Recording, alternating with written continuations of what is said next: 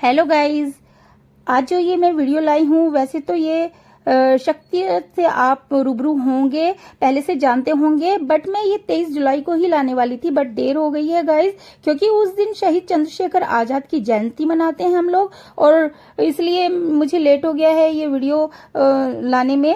But कोई बात नहीं गाइस, और मैं आज आपको बता देना चाहती हूँ कि जो हमारे गौरव और महान क्रांतिकारी अमर शहीद चंद्रशेखर आजाद जी हैं, उनकी जयंती हम लोग जो है वो 23 जुलाई को मनाते हैं। तो गाइज उनके बारे में आपसे मुझे कुछ शेयर करना था। वैसे तो कोई उनके बारे में इतना ज्यादा एक वीडियो में, 2 वीडियो में, 4 वीडियो में नहीं बयान कर सकता। उन्होंने जो हमारे लिए अपना बलिदान दिया है देश की आजादी के लिए, बट फिर भी मैं कोशिश करूंगी कि कुछ बातें जो कि मुझे सोशल मीडिया या फिर मुझे खुद से बचपन से पता है, वो मैं आपसे शेयर करने के लिए। तो गाइज स्टार्ट करते हैं शहीद चंद्रशेखर आजाद जी के बारे में कुछ बातें। सभी जानते हैं कि इतिहास में 23 जुलाई का क्या स्थान है, और भारतीय स्वतंत्रता आंदोलन के क्रांतिवीरों की दृष्टि से ये तारीख इतिहास के स्वर्णिम पन्नों में दर्ज है। दरअसल इस दिन हम भारत की स्वाधीनता के लिए अपना सब कुछ लुटा देने वाले भारत माता के वीर सपूत, मध्य प्रदेश की माटी के गौरव, महान क्रांतिकारी अमर शहीद चंद्रशेखर आजाद जी की जयंती मनाते हैं और उनको श्रद्धांजलि अर्पित करते हैं।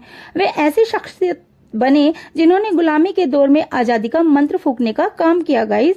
और अभी पीएम मोदी ने ट्वीट कर इस 23 जुलाई को ये भी कहा था कि मैं मां भारती के 2 महान सपूतों लोकमान्य तिलक और चंद्रशेखर आजाद को उनकी जयंती पर नमन करता हूं, और ये 2 दिग्गज साहस और देशभक्ति के प्रतीक हैं। प्रधानमंत्री ने अपने मन की बात एपिसोड की क्लिप भी साझा की, जिसमें उन्होंने 2 स्वतंत्रता सेनानियों को श्रद्धांजलि भी दी थी गाइस। तो चलिए बात करते हैं उनके जन्म के बारे में। चंद्रशेखर आजाद का जन्म 23 जुलाई 1906 को मध्य प्रदेश के वर्तमान अलीराजपुर जिले के भावरा गांव में हुआ था गाइस। चंद्रशेखर 1921 में स्वतंत्रता संग्राम में शामिल हुए। जब वे स्कूल के छात्र थे, दिसंबर 1921 में महात्मा गांधी ने असहयोग आंदोलन शुरू किया था गाइस। चंद्रशेखर ने आंदोलन में हिस्सा लिया और उन्हें अंग्रेजों ने गिरफ्तार कर लिया गाइस। उन्होंने अपने नाम के साथ आजाद शब्द लगाया था। किंवदंती यह है, कहा जाता है कि जब उन्होंने यह नाम अपनाया तो कसम खाई थी कि पुलिस उन्हें कभी भी जीवित नहीं पकड़ सकेगी। वे रामप्रसाद बिस्मिल द्वारा गठित क्रांतिकारी संगठन हिंदुस्तान रिपब्लिकन एसोसिएशन में शामिल हो गए। 1925 में काकोरी रेल डकैती और 1928 में सहायक पुलिस अधीक्षक डॉन सैंडर्स की हत्या के कारण वे सबसे अधिक प्रसिद्ध हुए थे गाइस। 23 फरवरी 1931 को पुलिस ने आजाद को घेर लिया।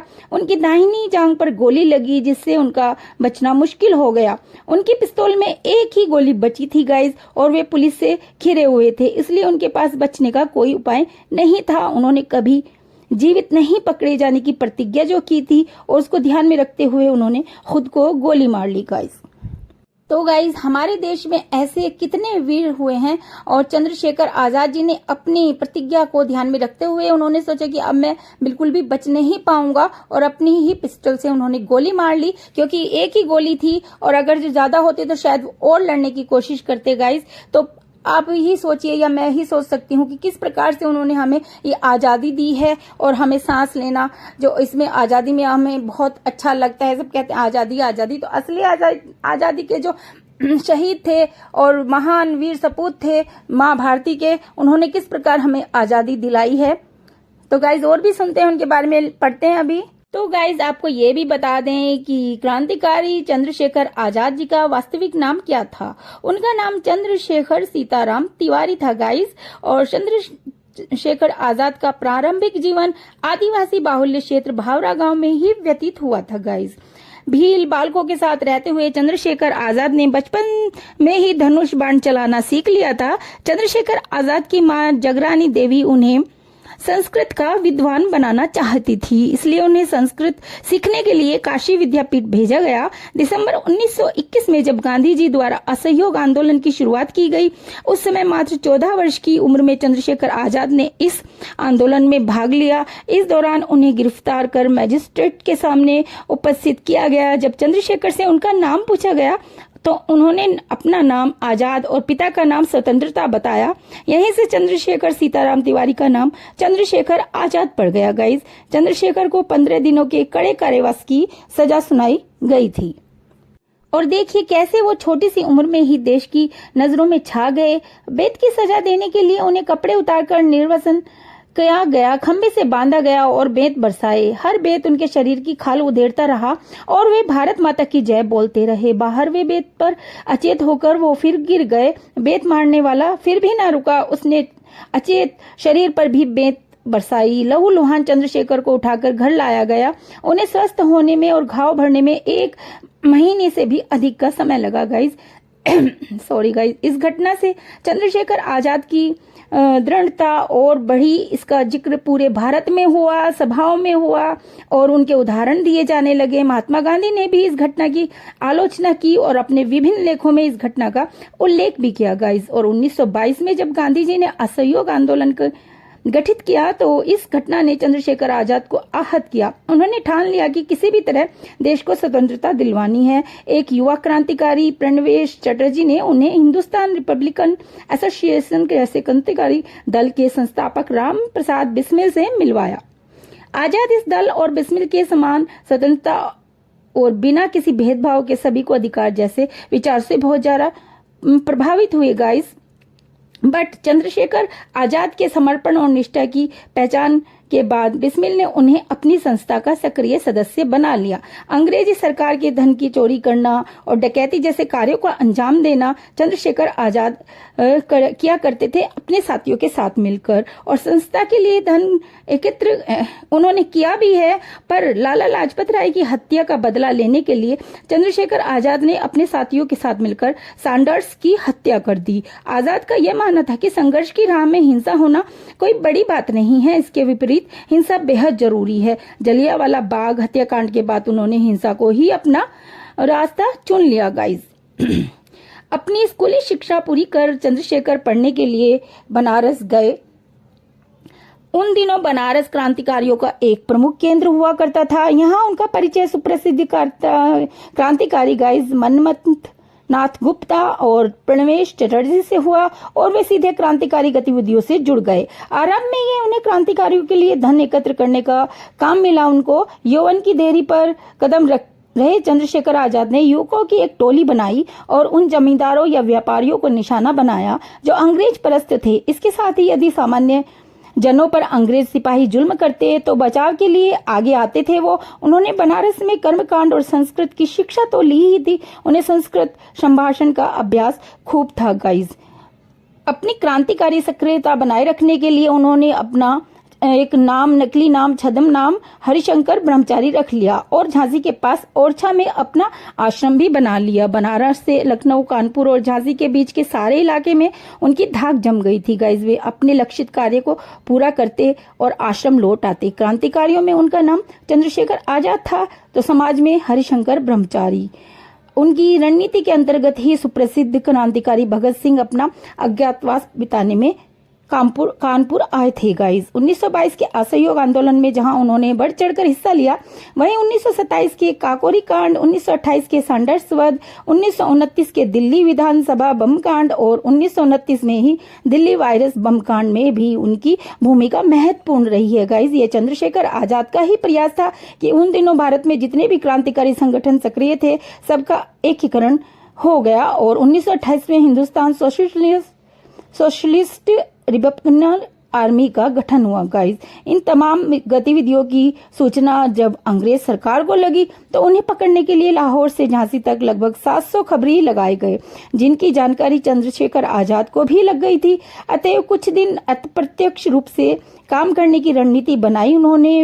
हरिशंकर ब्रह्मचारी के रूप में ओरछा आ गए। उस समय के कुछ क्रांतिकारी भी साधु वेश में उनके आश्रम में रहने लगे थे, लेकिन क्रांतिकारी आंदोलन के लिए धन इकट्ठा करना बहुत जरूरी था और इसीलिए चंद्रशेखर आजाद के पास इसका दायित्व भी था। वे हरिशंकर ब्रह्मचारी वेश में ही यात्राएं करते और धन इकट्ठा करते थे। धन इकट्ठा करने में उन्हें पंडित मोतीलाल नेहरू का भी सहयोग मिला था गाइज। वे जब भी आर्थिक सहयोग के लिए प्रयाग जाते थे, पंडित मोतीलाल नेहरू से मिलने की योजना बनती। वे हमेशा इलाहाबाद के बिलफ्लोट पार्क में ही ठहरते थे।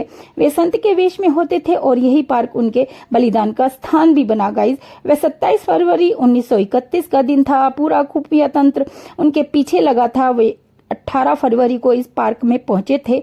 यद्यपि उनके पार्क में पहुंचने की तिथि पर मतभेद है, लेकिन वे 19 फरवरी को पंडित मोतीलाल नेहरू की 13वीं में शामिल हुए थे। 13वीं के बाद उनकी कमला नेहरू से भेंट भी हुई थी।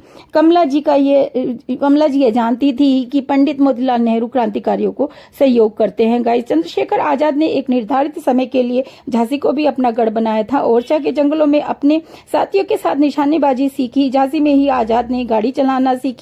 1925 में हिंदुस्तान रिपब्लिक एसोसिएशन की स्थापना की गई। इसी साल काकोरी कांड हुआ, जिसके आरोप में अशफाक उल्लाह खां बिस्मिल समेत अन्य मुख्य क्रांतिकारियों को मौत की सजा सुनाई गई। इसके बाद चंद्रशेखर ने इस संस्था का पुनर्गठन किया। भारतीय भगवती चरण वोहरा के संपर्क में आने के बाद चंद्रशेखर आजाद भगत सिंह, सुखदेव, राजगुरु के भी निकट आ गए थे।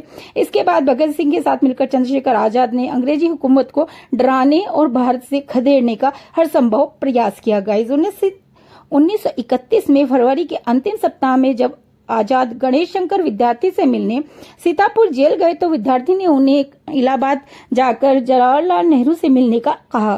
चंद्रशेखर आजाद जब नेहरू से मिलने आनंद भवन गए तो उन्होंने बात सुनने से भी इनकार कर दिया। गुस्से में वे वहां से निकलकर चंद्रशेखर आजाद अपने साथी सुखदेव राज के साथ अल्फ्रेड पार्क चले गए। वे सुखदेव के साथ आगामी योजनाओं के विषय में बात ही कर रहे थे कि पुलिस ने उन्हें घेर लिया, लेकिन उन्होंने बिना सोचे समझे अपनी जेब से पिस्तौल निकालकर गोलियां दागनी शुरू कर दी। दोनों ओर से गोलीबारी हुई। चंद्रशेखर के पास मात्र एक ही गोली शेष रह गई थी, तो उन्हें पुलिस का सामना करना मुश्किल लगा। चंद्रशेखर आजाद ने पहले ये प्रण किया ही था कि वह कभी भी जिंदा पुलिस के हाथ नहीं आएंगे, और इसी प्रण को निभाते हुए उन्होंने वह बची हुई गोली खुद को मार ली। पुलिस के अंदर चंद्रशेखर आजाद का भय इतना था कि किसी को भी उनके मृत शरीर के पास जाने तक की हिम्मत नहीं हो रही थी। गाइस, उनके शरीर पर गोली चला और पूरी तरह आश्वस्त होने के बाद ही चंद्रशेखर के पास कोई व्यक्ति जा पाया, जब उनकी मृत्यु की बिल्कुल पुष्टि हो गई। गाइस, चंद्रशेखर आजाद को देश कभी नहीं भूल सकता। आजाद भारत उनका सदैव ऋणी रहेगा। गाइस, और कहते हैं गाइस, जब वे जवाहरलाल नेहरू से मिलकर आ रहे थे, क्योंकि वो दोनों आपस में सम्मत नहीं थे किसी बात को लेकर के, उसके बाद पता नहीं किसने उनकी मुखबिर कर दी और बता दिया कि वो वहां छुपे हुए हैं, अपने ही जो है दिल में छुरा घोंपते हैं। गाइस, पता नहीं, अब इस बात का कुछ पता नहीं है कि किसने ये काम किया, बट अब देख लेते हैं। देखिए, वो तो चले गए, शहीद हो गए, एक युग का अंत हो गया, और अपनी माँ भारती को उन्होंने अपना बलिदान दे दिया। पर उनकी माँ ने कैसे अपना जीवन व्यतीत किया, उसके बारे में सुनकर शायद ही कोई बिना रोए रह सकेगा। गाइस, तो चलिए स्टार्ट करते हैं उनकी माँ के बारे में। चंद्रशेखर आजाद के शहीद होने के बाद कई महीने बाद उनकी माँ को पता चला था कि अब वो नहीं रहे। गांव के लोगों ने उनका बहिष्कार कर दिया। गाइस, उन्हें डकैत की माँ कहकर बुलाते थे वो, और अपना पेट पालने के लिए जंगल से लकड़ी काट कर लाती थी, तब कहीं जाकर 2 वक्त की रोटी नसीब होती थी उन्हें। उनकी ऐसी हालत देखकर सदाशिव राव उन्हें अपने साथ झांसी ले आए, जहां उन्होंने 1951 में अंतिम सांस ली। गाइस, सोचकर देख सकते हैं कि जिसने हमारी आजादी के लिए इतना किया, और आजाद होने के बाद उनको किसी ने भी ढूंढकर ये नहीं सोचा कि उन्हें ढूंढें और उनको उनका सम्मान दें। राइटर वे हॉस्टो और बदकिस्मती देखिए उन लोगों की। राइटर व हिस्टोरियन जानकी शरण वर्मा बताते हैं, चंद्रशेखर आजाद ने अपनी फरारी के करीब 5 साल बुंदेलखंड में गुजारे थे। इस दौरान वे ओरछा और झांसी में भी रहे। ओरछा में सतार नदी के किनारे गुफा के समीप कुटिया बनाकर वे 1.5 साल तक रहे। गाइस, फरारी के समय सदाशिव उन विश्वसनीय लोगों में से एक थे जिन्हें आजाद अपने साथ मध्य प्रदेश के झाबुआ जिले के भामरा गांव ले गए थे। यहाँ उन्होंने अपने पिता सीताराम तिवारी और माँ जगरानी देवी से उनकी मुलाकात भी कराई थी। और गाइस, सदाशिव आजाद की मृत्यु के बाद भी ब्रिटिश हुकूमत के खिलाफ संघर्ष करते रहे। कई बार उन्हें जेल जाना पड़ा। आजादी के बाद जब वह स्वतंत्र हुए तो वो आजाद के माता पिता का हालचाल पूछने उनके गांव पहुंचे। वहां उन्हें पता चला कि चंद्रशेखर आजाद की शहादत के कुछ साल बाद उनके पिता की भी मृत्यु हो गई थी, आजाद के भाई की भी मृत्यु हो गई थी। उनके पहले ही हो चुकी थी उनकी मृत्यु तो, और पिता के निधन के बाद आजाद की मां बेहद गरीबी में जीवन जी रही थी। उन्होंने किसी के आगे हाथ फैलाने की जगह जंगल से लकड़ियां काटकर अपना पेट पालना शुरू कर दिया था। वह कभी ज्वार तो कभी बाजरा खरीद कर उसका घोल बनाकर पीती थी, क्योंकि दाल, चावल, गेहूं और उसे पकाने के लिए ईंधन तक वो खरीद नहीं सकती थी। उनकी आर्थिक स्थिति ऐसी थी गाइज। तो आप सोचिए, जिन्होंने हमें आजादी दिलाई, हमने उनके साथ क्या किया, ना उन्हें सम्मान दिया, ना उनके परिवार को सम्मान दिया गाइज। और सबसे शर्मनाक बात तो यह है कि उनकी यह स्थिति देश को आजादी मिलने के 2 वर्ष बाद तक 1949 तक जारी रही। सदाशिव ने जब यह देखा तो उनका मन काफी व्यथित हो गया। आजाद की मां 2 वक्त की रोटी के लिए तरसे, यह उनसे देखा नहीं गया, और यही कारण था कि उन्होंने अपने गांव वालों से जानना चाहा तो पता चला कि उन्हें डकैत की मां कहकर बुलाया जाता है। सोचिए क्या बीतती होगी उस मां पर। साथ ही उनका सामाजिक बहिष्कार भी कर दिया गया था। गाइज, आज हम जिस आजादी से जी रहे हैं और जिन्होंने हमें दिलाई, हमने उनकी मां को डकैत की मां कहकर संबोधित किया। कितनी शर्म की बात है कि आजादी के बाद भी हम उन्हें वो सम्मान नहीं दिला पाए और 2 वक्त की रोटी भी मुहैया नहीं करा पाए। ये जिम्मेदारी किसकी बनती थी? जो उस समय के सरकार में आए या जिनकी सरकार बनी, उनकी बनती थी। मार्च 1900 और फिर आजाद की मां की ऐसी दुर्दशा सदाशिव से बर्दाश्त नहीं हुई। वह उन्हें अपने वचन का वास्ता देकर आना नहीं चाहती थी, वो फिर भी उन्होंने वास्ता दिया अपना और अपने साथ झांसी लेकर आ गए। मार्च 1951 में आजाद की मां का झांसी में ही निधन हो गया गाइस। सदाशिव ने उनका सम्मान अपनी मां की ही तरह किया और उन्हें अंतिम संस्कार खुद अपने हाथों से बड़ा गांव गेट के पास के शमशान में किया। यहाँ आजाद की मां की स्मारक भी बनी हुई है, लेकिन दुर्भाग्य से आजाद जैसे आजादी के मतवाले को जन्म देने वाली इस राष्ट्रीय माता का स्मारक झांसी में आकार नहीं ले पाया है गाइस। तो देखिए, उन्होंने तो सदाशिव जी ने अपनी फिर भी जो उनकी बनती थी उनके प्रति वो किया है, और बट ये बस एक कलंक ही रहेगा हमारे ऊपर कि हम उनके जो वो छोड़ करके उनकी रक्षा नहीं कर पाए, उनके परिवार को नहीं देख पाए। और क्योंकि देश को आजाद कराने के लिए हथियार की जरूरत थी और उसके लिए पैसों की जरूरत थी, तो एक फंड का जो है गठन किया गया आज HRA, और इसको ये तय हुआ कि डकैतियां जहां वहां डाली जाएंगी, मगर सब इस पर भी राजी हुए कि हर डकैती का पूरा हिसाब रखा जाएगा और स्वतंत्रता मिलने पर जिसे से भी जो लूटा गया है वह उसे लौटा दिया जाएगा। क्रांतिकारियों ने इस नियम का सख्ती से पालन भी किया। मंथनाथ गुप्ता ने ही बाद में चंद्रशेखर आजाद की जीवनी लिखी। उन्होंने लिखा है कि कई क्रांतिकारियों ने तो अपने घर तक से गहने चुरा लिए थे गाइस। सेडिशन कमेटी की एक रिपोर्ट के अनुसार जहां डकैती डाली जाती वहां पर एक रसीद छोड़ दी जाती कि इतनी रकम कर्ज के लिए लूटी गई है। तो फिर ये डकैती नहीं मेरे हिसाब से हो सकती गाइस, जो भारत के स्वतंत्रता मिलने के बाद चुका दी गई जाएगी गाइज। ऐसा वो लिखकर पर्ची छोड़ते थे, तो ये डकैत ऐसा नहीं करते गाइज, पहली बात तो ये है। और आजाद कई डकैतियों का हिस्सा बने। मनमथनाथ गुप्त ने कई पुस्तकों में HRA की डकैतियों का ब्यौरा भी दिया है। पार्टी की तरफ से पहली डकैती प्रतापगढ़ के नजदीक एक गांव के मुखिया के यहाँ डाली गई। बिस्मिल, आजाद और बाकी सभी गांव की तरफ निकले। मुखिया के घर बाहर पहुंचकर बिस्मिल ने साफ निर्देश दिया कि मकसद केवल पैसा लूटना है, किसी की हत्या करना नहीं। उन्होंने कहा कि सबको इस बात का ध्यान रखना है कि किसी महिला के साथ बदसलूकी ना हो। बाकी लोग मुखिया के घर में घुसे और बिस्मिल पिस्टल लेकर बाहर पहरेदारी करने लगे। और जैसे ही क्रांतिकारी अंदर घुसे तो चीख पुकार मच गई। महिलाओं से अभद्रता न करने के साफ निर्देश थे। इसका फायदा उठाकर एक महिला ने चंद्रशेखर आजाद के हाथों से पिस्टल छीन ली। अब न तो उस पर हाथ उठाया जा सकता था, न ही छीना झपटी की जा सकती थी। हंगामा सुनकर गांव वाले भी घर के अंदर इकट्ठा हो गए, मगर बिस्मिल ने उन्हें रोका। हालात बेकाबू होते जा रहे थे, मगर किसी की हत्या नहीं करनी थी। तो बिस्मिल ने अपने साथियों से कहा कि यहाँ से निकल चलते हैं। किसी के हाथ कुछ नहीं लगा और उन्हें बैरंग लौटना पड़ा। ऊपर से एक पिस्टल और चली गई, यानी HRA की पहली डकैती तो फेल साबित हो गई गाइस। अगली डकैती एक जमींदार के घर डाली गई। क्रांतिकारियों ने घर में घुसकर लूटपाट शुरू की। इस बीच दल के एक साथी की नजर वहां मौजूद एक नौजवान लड़की पर पड़ी। वासना में अंधे होकर उसने उस युवती से अभद्रता शुरू कर दी। चंद्रशेखर आजाद ने यह देखा तो उसे पहले तो चेतावनी दी कि ऐसा ना करे, लेकिन उसने आजाद की बात नहीं मानी। चंद्रशेखर आजाद अपने सिद्धांतों के पक्के थे। उनके सामने किसी महिला की इज्जत से खिलवाड़ हो नहीं सकता था। वे बिल्कुल बर्दाश्त नहीं कर सकते थे। गुस्से में उनका चेहरा लाल हो गया और उन्होंने अपने उस साथी पर गोली चला दी गाइस। फिर उन्होंने उस युवती से अभद्रता की माफी मांगी और उस जगह से कुछ लिए बिना ही लौट आई। यानी दूसरी डकैती में भी HRA के हाथ कुछ नहीं लग सका गाइस।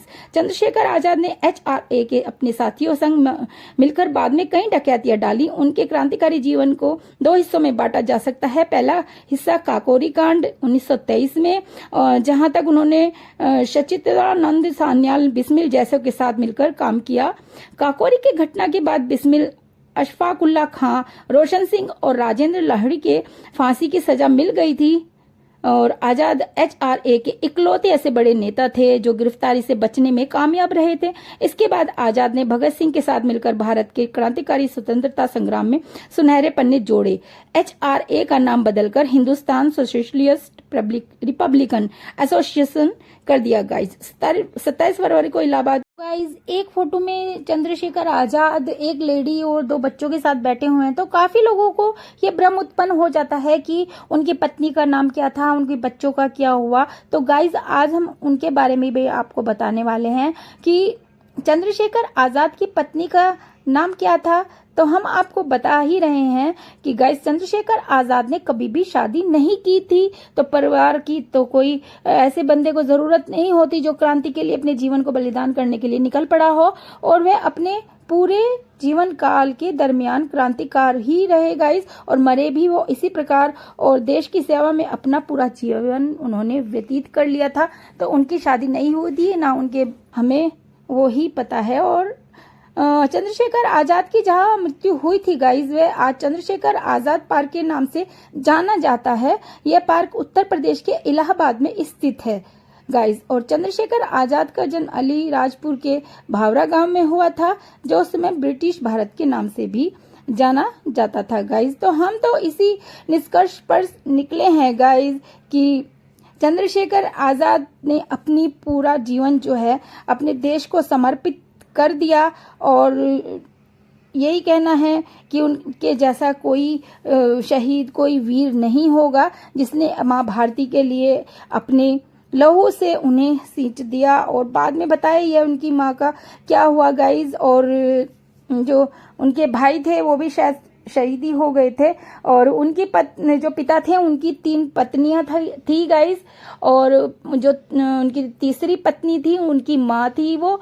और जो उनके पिता की 2 पत्नियां थी वो पहले ही मर चुकी थी, और उनकी माँ उनके पिता की तीसरी पत्नी थी गाइस। तो बस आज हमने जो है उनके बारे में कुछ खास बातें ही प्रस्तुत कर पाए हैं गाइस, क्योंकि अगर जो बिल्कुल विस्तार से बताएं उनकी, जिनको कि लोग आज कहते हैं कि डकैतियां थी, कोई डकैत ऐसा नहीं करता कि वो पर्ची लिख करके सारे सामान की लिस्ट लिख करके रख देता है कि जब हमें आज़ादी मिल जाएगी ये हम कर्ज के तौर पर ले रहे हैं, क्योंकि और कोई उनके पास रास्ता नहीं था कि वो क्या करें और किस तरह आज़ादी दिलवाएं। और जो शोषण हो रहा था देशवासियों का, वो उनसे सहन नहीं हो पा रहा था गाइस। तो हम सोच सकते हैं उन्होंने अपने लिए कुछ भी नहीं किया, अपनी माँ के लिए एक छोटा कमरा भी नहीं वो दे पाए, जिनको कि उनके दोस्त फिर बाद में लेकर गए अपने पास, जब उनके पास कोई जगह नहीं थी रहने के लिए। और हद तो ये देखिए गाइस कि लोग उन्हें डकैत की माँ कहकर बुलाया करते थे। उस माँ के जीवन मतलब हृदय में कितनी पीड़ा उठती होगी कि उनके पुत्र का पता भी नहीं चला उन्हें, काफी टाइम बाद उन्हें पता चला कि उनका पुत्र नहीं रहा। और उन्होंने तो संस्कृत का ज्ञान प्राप्त करने के लिए उन्हें भेजा था, वो भी अपने पति से लड़ करके। बट गाइज यही है कि उनके द्वारा हमें आज़ादी मिली और आज हम आज़ादी की सांस ले सकते हैं। बट उनके परिवार की इनकी बात नहीं है, और भी जो शहीद हुए उनके परिवारों ने किस तरह से फांके करके अपना जीवन व्यतीत किया है, मैंने काफ़ी बुक्स में भी पढ़ा है गाइज। और ये 5 बातें हम खास करके कह सकते हैं आजाद जी के बारे में, चंद्रशेखर आजाद जी के बारे में। उन्होंने गांधी जी द्वारा असहयोग आंदोलन को अचानक बंद कर दिया और उसका कारण उनकी विचारधारा में बदलाव आया और वे क्रांतिकारी गतिविधियों से जुड़कर हिंदुस्तान रिपब्लिक एसोसिएशन के साथ सदस्य बन गए, उसके सदस्य बन गए। और दूसरा, चंद्रशेखर सिर्फ 14 साल की उम्र में 1921 में गांधी जी के असहयोग आंदोलन से जुड़े थे तभी उन्हें गिरफ्तार भी कर लिया गया था। और जब जज ने उनसे उनके पिता का नाम पूछा तो जवाब में चंद्रशेखर ने अपना नाम आजाद और पिता का नाम स्वतंत्रता और पता जेल बताया था। यहीं से चंद्रशेखर सीताराम तिवारी का नाम चंद्रशेखर आजाद पड़ा था गाइज। और तीसरी बात यह है उनके बारे में, एक बार इलाहाबाद में पुलिस ने उन्हें घेर लिया और गोलियां दागनी शुरू कर दी। दोनों ओर से गोलीबारी हुई। चंद्रशेखर आजाद ने अपने जीवन में ये कसम खा रखी थी कि वो कभी भी जिंदा पुलिस के हाथ तो नहीं आने वाले हैं, इसलिए उन्होंने खुद को गोली मार ली थी। और फोर्थ बात यह है, जिस पार्क में उनका निधन हुआ था, आजादी के बाद इलाहाबाद के उस पार्क का नाम बदलकर चंद्रशेखर आजाद पार्क और मध्य प्रदेश के जिस गाँव में वह रह रहे थे उसका दिमरापुरा नाम बदलकर आजादपुरा रख दिया गया था गाइज। तो गाइज हमने आपसे ये सब बातें शेयर की हैं जो कि खास हैं उनके बारे में। और गाइज भूत के पैर पालने में ही दिखाई दे जाते हैं, तो ये चंद्रशेखर आजाद जी के लिए बिल्कुल सही बैठता है, क्योंकि जब वो छात्र थे और अध्ययन कर रहे थे तो होम ट्यूशन देने के लिए उनके यहाँ गुरुजी आया करते थे और गुरुजी 2 छड़ी अपने पास रखते थे। गलती करने के बाद 2 छड़ी विद्यार्थी को मारते थे गाइस। तो चंद्रशेखर जी देखा करते थे। तो एक दिन गुरुजी पढ़ा रहे थे और पढ़ाते हुए शायद गलती से या जानबूझकर उन्होंने कोई शब्द गलत बोल दिया। तब क्या हुआ, तो देखिए चंद्रशेखर आजाद जी ने वो छड़ी उठाई और गुरुजी के 2 छड़ी जमा दी। होम ट्यूशन पढ़ने जाते थे तो गुरुजी पढ़ाते वक्त हमेशा अपने साथ एक छड़ी रखा करते थे। एक दिन जाने क्या सूझी, उन्होंने दोनों बच्चों को पढ़ाते समय जानबूझकर एक शब्द गलत बोल दिया। तभी उनमें से एक छात्र ने छड़ी उठाई और गुरुजी को 2 छड़ी जमा दी। इतना होते ही घर में हंगामा मच गया। बच्चे के पिता गुस्से में आए और उन्हें मारने ही वाले थे। गुरुजी ने रोक दिया। अध्यापक ने बच्चे से पूछा कि तुमने आखिर ऐसा क्यों किया। बच्चा बोला, गुरुजी आप हमारी गलती पर हमें मारते हैं, इसलिए आपकी गलती पर मैंने आपको मार दिया, क्योंकि न्याय तो सबके लिए एक समान होना चाहिए ना। शायद आपको ये कहानी सुनकर ज्यादा कुछ समझ भी ना आया हो, लेकिन जो अब मैं आगे बताने वाली हूँ आप उसको सुनिए और आपको बता दें। दरअसल कहानी ऐसे ही गुरुजी की गलती पर उन्हें 2 डंडे जमा देने वाला ये बच्चा जब कुछ बरस बाद अदालत के कटघरे में खड़ा हुआ तो जज ने उनका नाम पूछा। लड़के ने उत्तर दिया, आजाद। तुम्हारे पिता का नाम स्वाधीनता। तुम्हारा घर कहाँ है? जेल खाना। तो गाइस उनकी जो हाजिर जवाबी थी और उनका दिलेर जो दिल था वो इसी से समझ में आता है कि उन्होंने बचपन में गलती करने पर गुरुजी को भी 2 छड़ी जमा दी थी, क्योंकि यही रूल था कि छड़ी रखते थे तो पूछा जाता था कि आपने छड़ी क्यों रखी है गुरुजी। तो गुरुजी कहते थे कि क्योंकि आप गलती करोगे तो मैं आपको 2 छड़ी जमाऊंगा, और वो मारते थे। तो इन्होंने कहा कि न्याय सबके लिए एक सा होना चाहिए। तो आज हमने चंद्रशेखर आजाद जी के जीवन पर ये थोड़ा सा प्रकाश डाला है। वैसे तो कोई उन्हें आवश्यकता नहीं है प्रकाश की, वो वैसे ही अपने ज्योति से सबको प्रकाशित करते रहते हैं। और पर एक बात ये समझ में आई गाइस कि जिन्होंने भी बलिदान दिया उनकी बलिदानी जो है काम आई है देश के, और देश अब उन्नत राह पर चल पड़ा है और प्रगति कर रहा है। बट उन्होंने जितने कष्ट और उनके परिवार वालों ने कष्ट सहे उसके लिए हमें सबको ही शर्मिंदा होना चाहिए गाइज। इसी के साथ गाइज मैं ये वीडियो को एंड करती हूँ और एक सैल्यूट देती हूँ चंद्रशेखर आजाद जी को, उनकी माँ को, कि उन्होंने देश के लिए जो अपना सपूत बलिदान कर दिया जिसका, और फिर भी उसके बाद उन्होंने ऐसे फांके किए, ऐसी जिंदगी जी, ऐसे ताने सहे, तो इससे बर्बर स्थिति नहीं हो सकती। बट इन्हीं स्थितियों से हम सीख कर आगे बढ़ें तो उनको भी अच्छा लगेगा। और ऊपर से देख रहे होंगे कि जिस देश को मैंने आज़ादी दिलाई थी और उस देश का क्या स्थिति है क्या नहीं है। पर गाइज मेरा यही मानना है कि हमें उन लोगों को याद रखना चाहिए, हमें अपनी पहली स्थिति याद रखनी चाहिए और अपनी आज़ादी की जो हमें किस कीमत पर मिली है इस चीज़ का भी ध्यान रखना चाहिए। और गाइज ये जो फोटो ऊपर चल रही है ये गाइज मुझे जो है सोशल मीडिया में ही मिली थी, पर पता नहीं, लिखा हुआ था कि परपौत्र हैं चंद्रशेखर आज़ाद जी के, तो हो सकता है उनके बड़े भाई जो थे उनका पुत्र हो, और मतलब तो इस प्रकार से तो उनके पौत्र ही हुआ, बट क्योंकि उनकी तो शादी नहीं हुई थी चंद्रशेखर आज़ाद जी की, हो सकता है। और जो फोटो हम देखते हैं जिसमें कि एक लेडी भी है, उनके साथ 2 बच्चे भी हैं और शायद उनकी भाभी हो सकती हैं गाइज। तो वीडियो को मैं एंड करती हूँ और आपसे लेती हूँ विदा। नेक्स्ट वीडियो में फिर से किसी बॉलीवुड स्टार या फिर किसी ऐसे व्यक्ति के बारे में बातें करेंगे जिन्होंने कि अपनी कार्य क्षमता से हमारे देश को उज्जवल स्थिति में पहुंचाया है, या फिर बॉलीवुड के किसी स्टार एक्टर्स की बात भी करेंगे गाइज।